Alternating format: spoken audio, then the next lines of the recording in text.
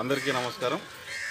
మన నెల్లూరు జిల్లా Nellore rural sub division నందు వెంకటాచలం మండలం పోలీస్ స్టేషన్ నందు మొత్తం 26 వార్డులకు 26 పంచాయతీలకు గాను 19 పంచాయతీలకు ప్రస్తుతం పంచాయతీ ఎన్నికలు జరుగుతున్నాయి.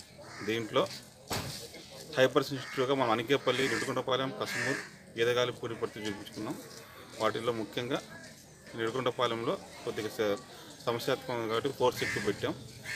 అంటే మన వెంకటాచలం మండలానికి 212 మంది పోలీస్ సిబ్బంది వచ్చారు. వాళ్ళలో ఒక విశాఖపట్నం నాగరాజు గారిని సీనియర్ ఆఫీసర్ డిఎస్పీ గారు, అలాగే నాయుడుపేట నుంచి సిఐ వేణుగోపాల్ రెడ్డి గారు వచ్చారు, అలాగే గిరిబాబు గారు సిఐడి నుంచి వచ్చారు. ఈ మొత్తం ఎంటైర్ దాంట్లో striking forces, special striking forces, special forces కాబట్టి పూర్తి పోలీసు బలగాలు ఉన్నాయి.